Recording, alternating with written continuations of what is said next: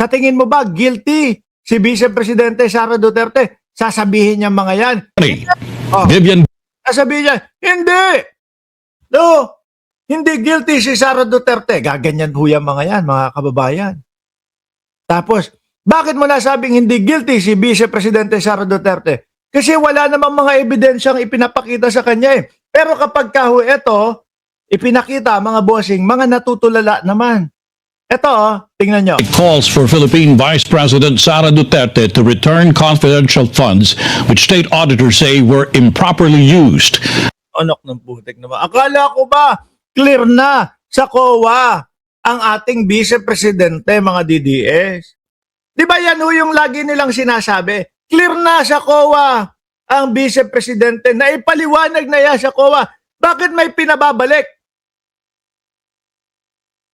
Uy, mga DDS, putang ina nyo, ayaw nyo mag-comment ah. Dito lang ho yata sa channel ko, mga kababayan, yung nagagalit kapag ka hindi nang babash eh.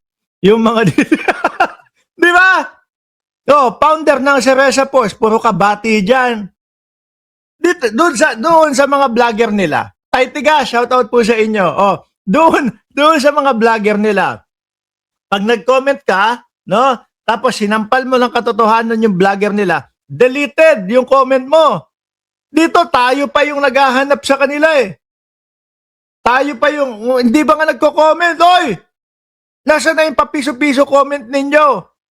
Tayo pa yung naghahagilap sa kanila eh. No, kaya, pasensyahan nyo na po ako, napapamura tayo. Eh dati, pasulit-sulit pa tayo sa kanila. Sinusuportahan natin, nasan yung kamao, nasan yung green. Di ba? Salt, ER. Oh, Salter, shoutout sa iyo. Kasalanan pa ng COA. Nahihiya silang mag-comment, sabi ni Ma'am Bidji Badjula. Baliktad ho, ano, mga kababayan. Oh, DDS, sampaling kayo ng katotohanan. But a member of the House Justice Committee says Duterte won't be cleared of any wrongdoing even if she were to return the money. Oh, kahit na ibalik, isole yung pera, hindi pa din clear. Di ba? Hinahanap pa GCash nila bago mag-comment, sabi ni Banji San. Vivian Gulia has tonight's top story. Of the more than 73 million peso disallowed confidential expenses of Vice President Sara Duterte's office in December 2022, Narinig nyo, magkano? More than 73 million pesos? Oh, over 69.7 million were found by the Commission on Audit to have been spent on activities that are not confidential in nature. That's according to a copy of the COA decision affirming oy, ayan na yung COA, COA decision. Ewan ko na lang kung kapag may nagsalita pa, may nagsabi pa, Mark, clear na sa COA o cleared na sa COA ang Vice Presidente ah. the notice of disallowance of the said expenses, which was shared to the media by House Committee on Justice member Terry Ridon. O yan, siguro nagalit na si Chef Sunny Reyes. So, ako na lang, mga bangag, mga bayaran. Nakakamiss din yung mga message nila o yung mga comment nilang ganyan, ano, napaulit-ulit po, mga bossing. Oh, bangag ka! Bayaran ka, Mark Ramos! Wala na eh, ubus na eh. Pati ba yung piso-piso comment, ay, tinipid na kayo? Di ba? Based on the OVP's accomplishment report, the amount was spent on the payment of rewards to informants in the form of cash. Tingnan niya natin kung ano yung nakasulat dito. 73 million ha, 287. Payment of reward, pinababalik 10 milyon.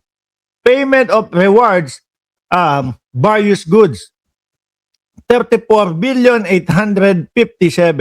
Payment for rewards to ha, medicine, subtotal, purchase of table chair and computer. Yan daw ho yun, mga kababayan, yung pinababalik. 73 million 287. Clear na sa COA ang Vice Presidente. Aray ko po. Pagka may nagsalita ho sa inyo, sa harap nyo o kaya ikopyahin nyo ito kagaya ng ginagawa ni Biyahe ni Koy.